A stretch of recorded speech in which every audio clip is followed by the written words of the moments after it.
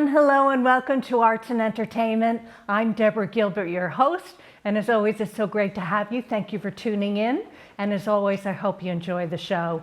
Well, we're going to highlight the Long Wharf Theater today. It's a theater I've been wanting to bring to you for so very long, and I'm thrilled to have that as my topic today. And I have the pleasure of having Vanessa Soto, the Community and Company Manager, as my guest today. And Vanessa, thank you so much for being here. It's so nice to have you. Thank you. Thank you so much for having me.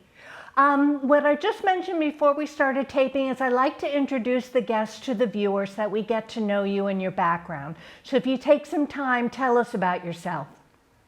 Sure. So I was born and raised in New Haven, Connecticut, and I went to the Hopkins School, which is a prep school in the New Haven area, and then went to Vassar College, which is in Poughkeepsie, New York. Started working with Long Wharf about 5 years ago, actually 4 years ago, and worked with them through the move out of the theater. We moved from the area of Long Wharf out into the community, and now we have been doing shows throughout the city of New Haven and throughout the region.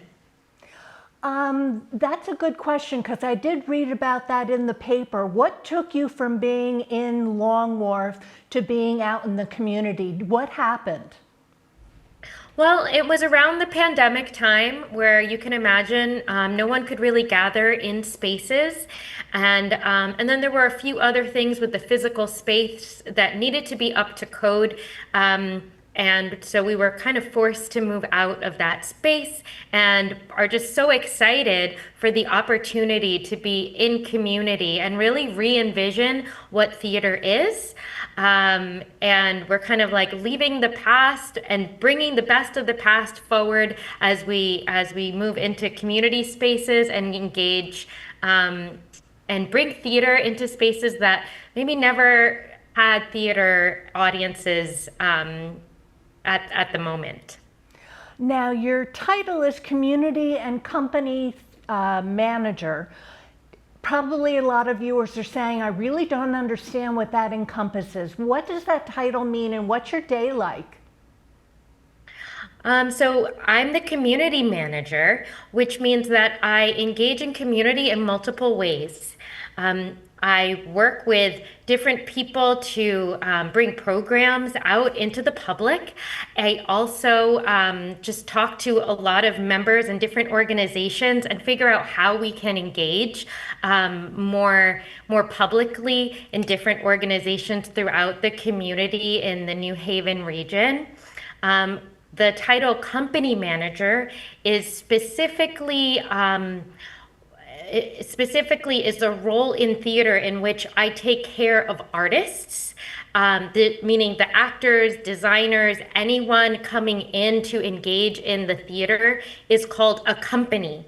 And so what I do in terms of the company management role is make sure people, places, and things, right? So people can get to places, they can have meals, they're comfortable, all of those kind of caretaking tasks of all of the people who need to be with us in order to collaborate to create all the great work that we do.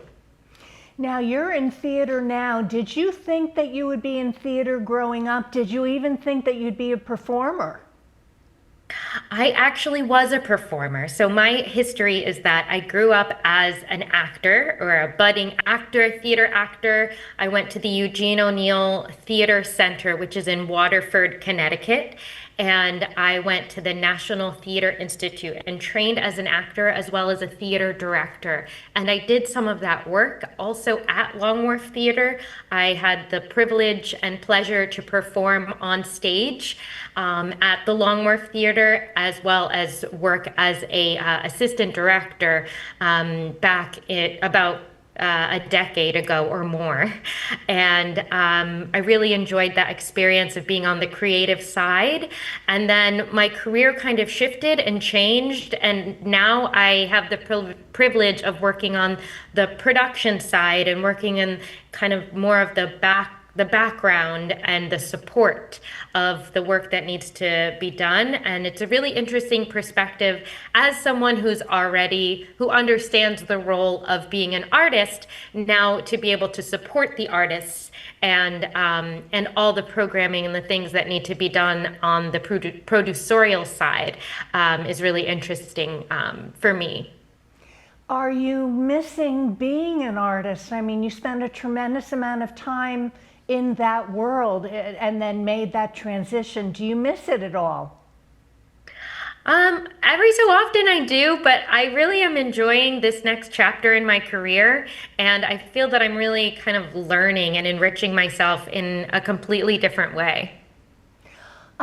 Tell us about the history of the Long Wharf Theater. Many people would have heard about it, New Haven, Connecticut. I mean, it's very famous. When did it come into fruition, and what is it all about? Yeah, so Long Wharf was founded in 1965, and it is a Tony Award-winning company that premieres new plays and stages, reimagined classics that contribute to the American theater canon as a whole. And today it builds on this legacy by activating the new producing model that I mentioned and bringing theater into neighborhoods across New Haven and beyond. And I would love to mention that right now we just had our 60th anniversary celebration a year ago. It was our 60th season in existence. And we have partnered with the New Haven Museum, and we have a 60-year retrospective. And it's a great exhibit that will be on until February of next year. So please go down and take a look. It has images from past productions all the way from 1965 until today. It really celebrates all the different work that we've done over the years. There's some fun costumes to try on, as well as highlights the current work that we've done in the past few years. So I do recommend going down to learn more about the theater at that exhibit. It will show you much more than I can say in this short time we have together. So please go check it out. Now, Long Wharf doesn't have its own facility anymore. You're in other facilities you had mentioned. Are there some that you like to use in New Haven and beyond that you'd like to mention? Yes, so we have an upcoming show at the Canal Dock Boathouse, which is a building that is run by the city of New Haven. It is an event space, and it's an actual boathouse where they have a dock and they have boats coming in and out of, which you wouldn't think of would be a theater space. But we will be showing a play by August Wilson entitled Gem of the Ocean at the Canal Dock Boathouse. We start in February. The show runs from February to March of 2026. And it is a really interesting location. As I mentioned, it is a boathouse and it's right on the water, right on the Long Wharf in New Haven. It's been a wonderful partnership with the city, and we're really looking forward to producing our second play at that location. Now, do you need a specific amount of seats to be able to have a certain type of audience that comes to show up? What are your shows like? We've actually had a big range of audiences. One of our first productions, which was the Year of Magical Thinking, we actually toured the show into homes and living rooms throughout the New Haven region. And that was really interesting because some of our audiences were incredibly small, 10 to 15 people. And then, of course, we've had larger shows as well where our audiences are closer to 200 seats. So there really is no minimum or maximum. We get to really tailor the shows to the audience size, to the space that we have, and to the shows that we're producing. So it's a really exciting way to be creative with our audiences. What we don't want to forget, which I usually do in the second half of the show, but why don't we talk about it now, is the website, longwharf.org. What will the viewer find when they visit it? You can find all of the information of our upcoming shows as well as the exhibit that I mentioned at the New Haven Museum and any other programming you have. Ways to reach us, ways to donate to Long Wharf to keep our mission thriving and keep our theater sustaining. We also have memberships available that you'll find on the website. Upcoming is the August Wilson celebration, which is going to be running throughout this year. And it's a really exciting program that we are highlighting the work of August Wilson, who is the playwright of Gem of the Ocean that I mentioned that will be at the Canal Dock Boathouse. And all the information for that program will be on the website as well. Okay, let's hold that thought and take a break. I'm Deborah Sure. Gilbert. You're tuned into Arts and Entertainment. We're going to take a break and we'll be right back. Shoppers depend on customer reviews to make the right decisions, but as sellers continually find new ways to craft fake reviews and hire thousands of people to post them, getting rid of every fake review quickly is nearly impossible. Look out for generic reviewer profiles. If a reviewer has a very common or generic name, you've spotted a red flag. Read reviews by customers with verified purchases, meaning the reviewer bought the product on the same site where they wrote the review. Examine the quality and timing of product reviews. If you notice a product has several 5-star or 1-star reviews with just a word or two in the written portion of the review, or if the reviews use language that is generic, studded with irrelevant details, or overly enthusiastic, you may be looking at a fake review. This is especially true if you notice multiple similar reviews posted during a short window of time. The rise of generative AI has made it much easier to post fake reviews and harder for customers to spot them. So it's a good idea to check multiple websites and compare reviews of an item or service. If you spot a scam, report it to BBB Scam Tracker. That's bbb.org/scam tracker.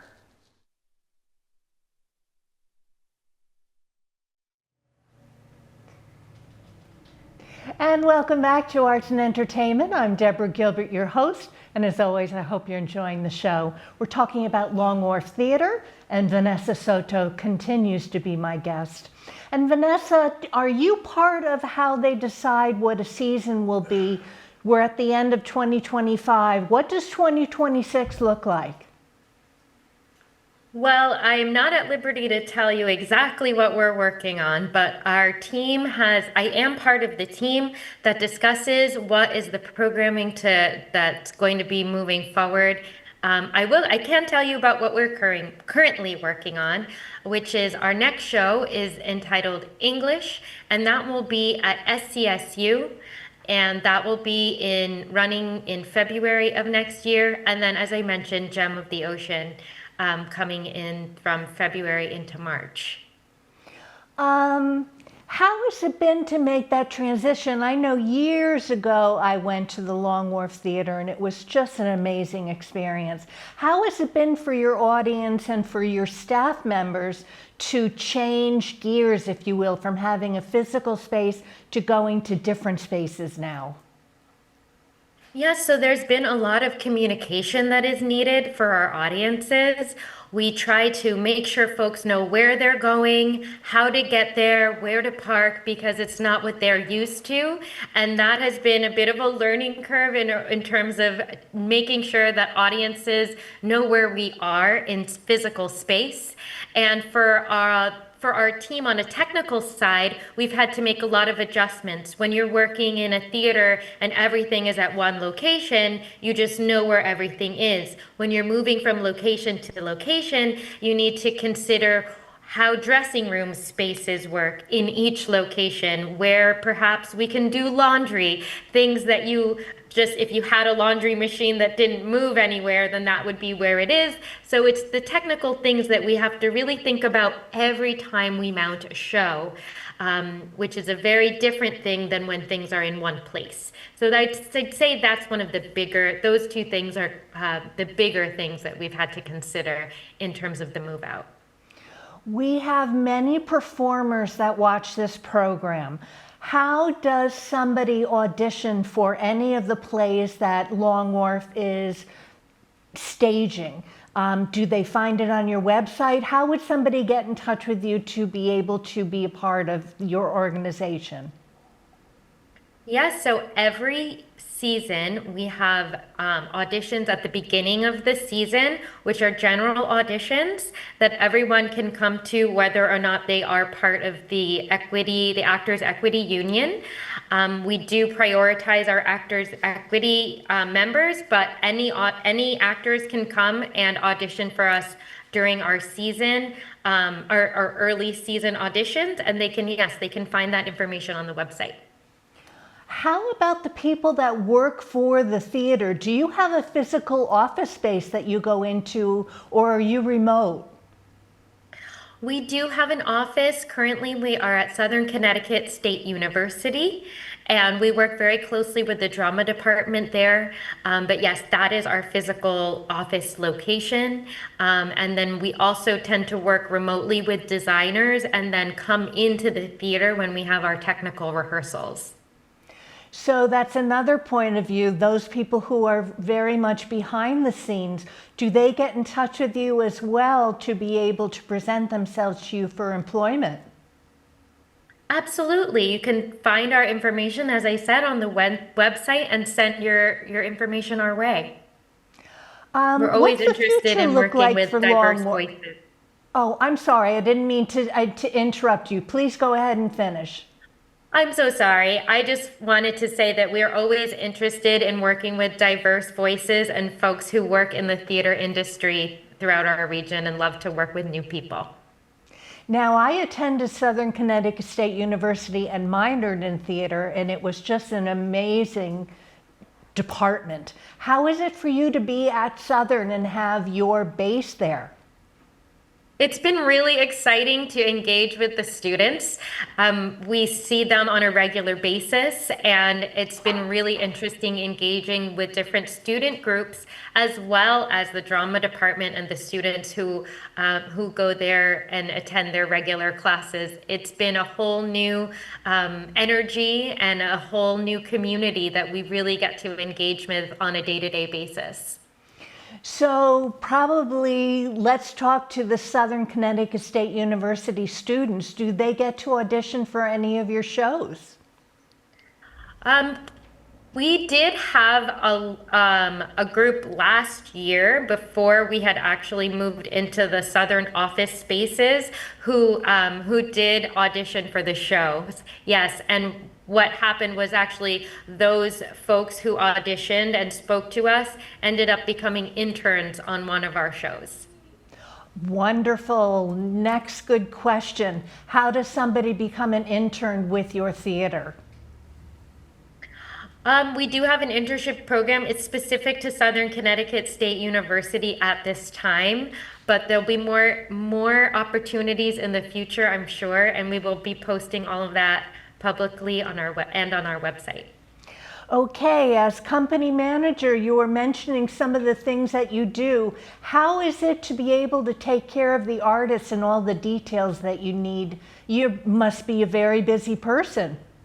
Yes, it's very busy, but it's also really exciting to meet all of the creative people that we work with and all the talent that we work with, and just make sure that they're having the best experience as possible. We operate with radical hospitality and really just want everyone to have a wonderful experience, so that we can bring that to our audiences. How about the community aspect for you? How is it for you to be a part? Is it just the New Haven area that you're dealing with, or are you part of the rest of the state of Connecticut? We're definitely engaged mostly in the New Haven area, but we are certainly in community with our partners in Hartford and throughout the state. I would say our performances are more local to the New Haven area, but we certainly are connected to all the theaters in the state of Connecticut, for sure. And how does a space get in touch with you to have a performance done in their location? You're mentioning very small, you're mentioning much larger. How do you decide where you're going to have a performance done to begin with? Well, there are different ways to go about it. When we first started and embarked on this moving from different spaces, we did a lot of touring. We toured throughout different colleges and university spaces, community spaces. We just were looking to see what was around to start with. But generally, we'll actually start with a show and start with the creative team and figure out what the needs and the vision might be of the director, and then try to kind of match what space will go to which project, if that makes sense. Yes, it does make sense. Is that a difficult thing for you to do? I mean, if you're coming from an aspect of the play itself and then trying to find a space, have you ever had any difficulty doing that? Oh, for sure. It can be incredibly tricky, and the needs of shows are really complex, things that you wouldn't necessarily think about. So yes, there have been times where we've needed to get really creative with how we work with a space. But we've been able to do so with, I think, great success. And it's been quite interesting and definitely a learning project every time we have a show. And for sure, there certainly have been challenges, but we meet the challenges head on and try to be creative with the solutions. Have you found your audience that was with you before when you had a physical location to go to? Have they followed you as you progressed into multitude of locations and your new direction that you've been going through as a theater, almost as a new theater? Yes, I think you're right. It's hard for me to know the exact numbers, but I know that there is a good amount of folks who have traveled with us into the community spaces and are really excited about that vision. We also have engaged new audiences who had never been to our previous location and who are just excited about this new model and engaging with our shows right now. So I would say that there's a mix right now of our audiences, people who've come to Long Wharf in the past and who are excited about the future, and folks again who are brand new to the model and the vision. And it's exciting and fun to actually have those two communities together to create this new audience that we have today.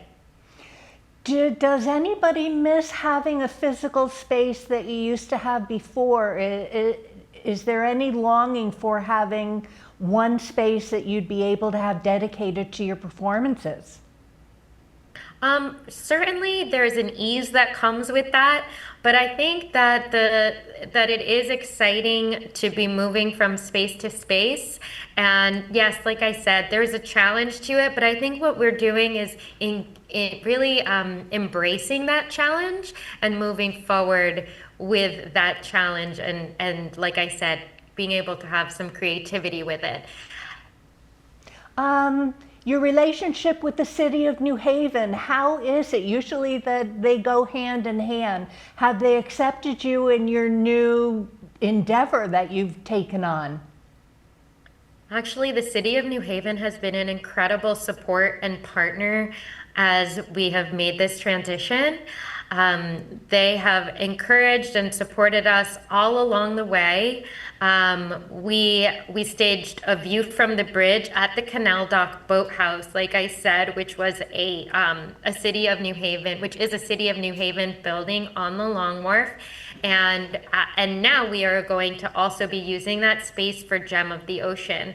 The City of New Haven has actually also partnered with us on this venture of a full year-long celebration of August Wilson. We are working with the City of New Haven to create an August Wilson celebration that's going to start now in October and last all the way through next May. And we are engaging partners throughout the city, including the library system, the schools, and many other partners throughout the city of New Haven, including Yale University and the New Haven Museum, as I mentioned. And it's a really exciting program that we will be engaging throughout the city, and we will also have some virtual options. And it's just an exciting program that we are really in partnership with the City of New Haven, which I don't think we would have had previously. So it's a very new and exciting venture for us. Okay, we are just about out of time. Any closing thoughts for the viewer? I just wanted to mention that the August Wilson celebration is a free event, and I hope you'll come check out not only the New Haven Museum. We have an event on October 25th, this Saturday, in which we're launching the August Wilson celebration at the New Haven Museum. You'll have an opportunity to see that 60-year retrospective and also learn more about the August Wilson celebration. So I hope to see you all there. Well, I want to thank you very much for being here. It's been a pleasure to have you, and we wish you all the very best. Thank you so much. Okay, I'm Deborah Gilbert. You've been tuned in to Arts and Entertainment. In case you need to reach me, I'm at artsandentertainment@mail.com. Well, I hope you have a super day today. I really hope you've enjoyed the show. I've been thrilled that she's been here. I'm glad I was able to bring the theater to you. Have a super day. Thanks for tuning in. I'll see you next time.